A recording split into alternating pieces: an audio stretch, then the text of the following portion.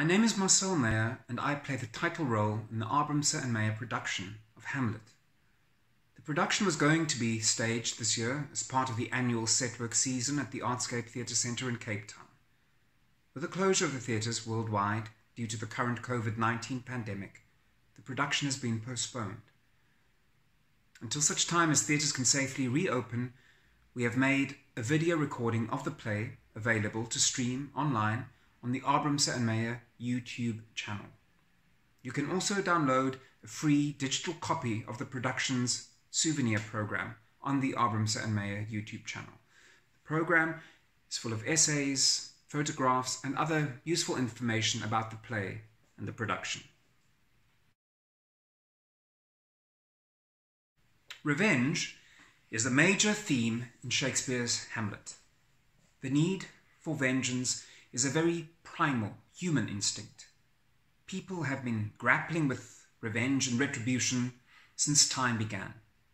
The Old Testament calls for an eye for an eye, a tooth for a tooth, and a life for a life, while the New Testament suggests we turn the other cheek and love our enemies. One of the oldest pieces of Western dramatic literature, a trilogy of plays called the Oresteia, also interrogates the theme of vengeance and proves that blood begets blood and calls for an end to this endless cycle of violence. During Shakespeare's lifetime, revenge tragedies were immensely popular. Examples of other Elizabethan revenge plays include Thomas Kyd's The Spanish Tragedy and Shakespeare's own Titus Andronicus. Hamlet contains many conventions associated with the genre of traditional revenge tragedy. It has a secret murder, a ghostly visitation, and a very violent final scene. But what makes Hamlet unique is that Shakespeare decides to turn his revenger into an intellectual.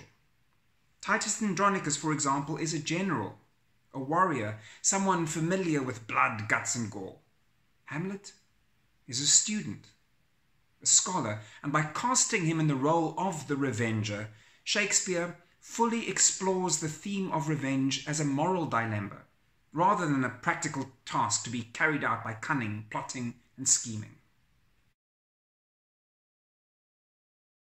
Hamlet, the Prince of Denmark, is a student at the University of Wittenberg when he learns that his father, the King of Denmark, has died. Hamlet returns to Denmark for his father's funeral, only to learn that his uncle, Claudius, has now seized the throne. Shortly after the king's funeral, Claudius then marries Hamlet's mother, Queen Gertrude, and this throws Hamlet into a very deep depression. Hamlet is then visited by the ghost of his father. The ghost tells Hamlet that he was murdered by Claudius and implores Hamlet to avenge his death. Hamlet vows revenge, but almost immediately doubts his ability to exact that revenge when he says, "The time is out of joint. O cursed spite, that ever I was born to set it right."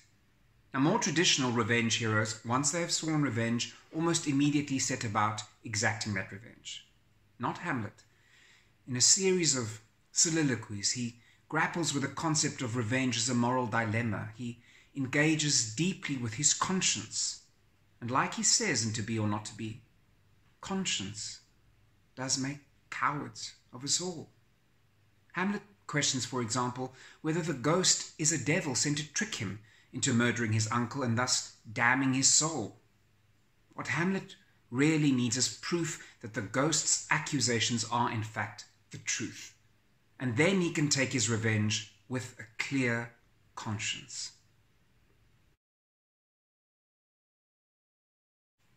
When a troupe of actors arrives at the castle, Hamlet sees an opportunity to finally get the proof he needs.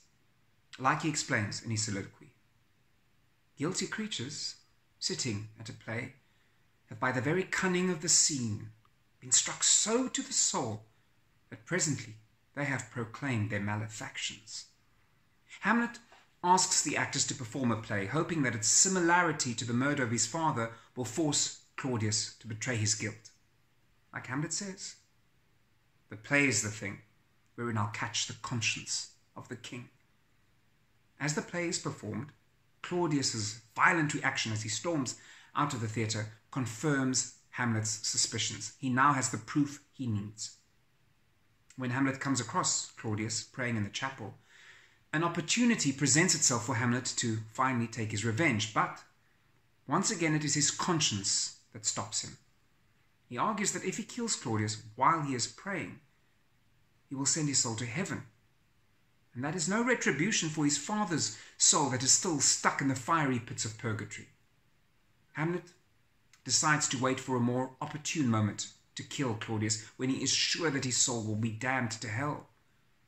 Hamlet is often accused of inaction. Hamlet's not afraid to act. Hamlet is deeply conscious of only taking action with a clear conscience. He has no qualms of sending Rosencrantz and Guildenstern to their deaths because they have betrayed his trust. He says of them, "They are not near my conscience." Once Hamlet accepts that the readiness is all, he considers it perfect conscience to finally kill Claudius.